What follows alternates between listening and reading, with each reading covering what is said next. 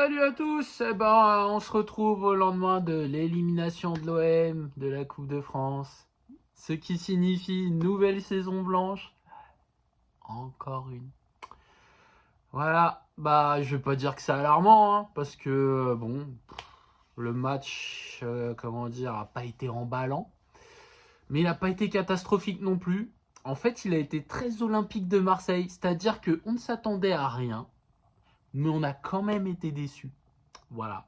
Parce qu'on était nombreux, moi le premier évidemment, à penser qu'on allait se prendre une petite volée au Roazhon Park. On a trouvé le moyen d'ouvrir le score. On a trouvé le moyen de s'enflammer après que Paul Lopez ait enfin arrêté un penalty qui, en plus, aurait dû être invalidé s'il y avait eu la VAR. Donc on se dit, voilà, on tient le bon bout, vous voyez, début de seconde période, faut juste tenir. Bim, égalisation. Ensuite on subit. Les 10 dernières minutes sont pour nous. Ça aurait pu être l'exploit. Et puis après, il y a les tirs au but. Alors là, voilà, c'est comme d'hab, quoi, comme contre Annecy il y a un an. Alors la bonne nouvelle, hein, c'est que ça va faire 3 ans. Ça fera 3 ans l'an prochain qu'on est invaincu en Coupe de France. Ça nous fait une belle jambe parce qu'on n'a pas gagné depuis 35 ans. Ça fait très très mal.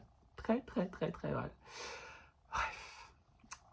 Comme si cette élimination ne suffisait pas, comme si la tronche de notre équipe alignée à Rennes ne suffisait pas à nous faire prendre du Prozac en paquet de 10, hein, il y a eu les matchs de 2 recrues.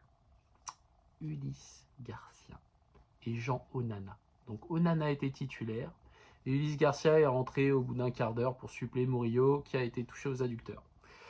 Alors comment dire, voilà, on attendait beaucoup de ce mercato hivernal, hein, pour compenser les erreurs de l'été dernier. Et là, on a l'impression qu'en fait, les mecs qui sont arrivés sont plutôt là pour faire en sorte que ceux qui ont débarqué l'été précédent soient mieux vus. Ouais, c'est pas très clair, hein, ce que je viens de dire.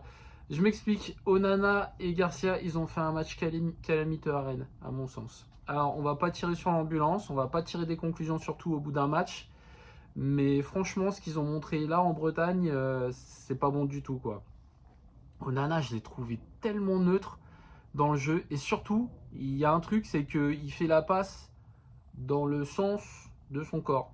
Vous voyez, c'est-à-dire que s'il reçoit une passe qui vient du côté droit, donc son corps est orienté vers la droite, vous pouvez être sûr qu'il va la remettre ici. Alors qu'a priori, s'il a reçu le ballon de la droite, ça veut dire que tous les joueurs sont concentrés sur la droite. Donc en fait, son boulot à lui, c'est de se retourner, ce que fait très bien Kondogbia, et de changer le jeu. Voilà.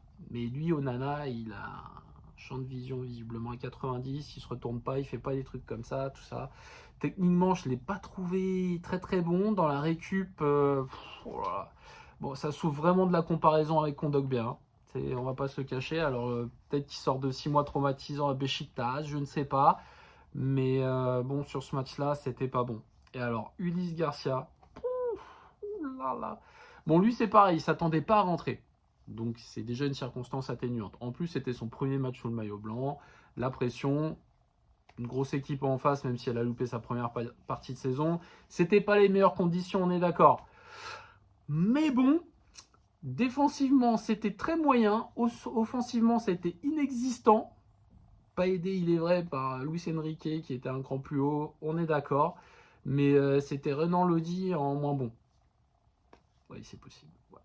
Donc, voilà, nos 2 recrues, c'est très laborieux. On espère que ça va s'améliorer. Mais pour le moment, on a juste envie de dire vivement le retour de Kondogbia et vivement l'achat d'un vrai latéral gauche. C'est méchant pour Garcia, mais d'un bon latéral gauche, d'un très bon latéral gauche.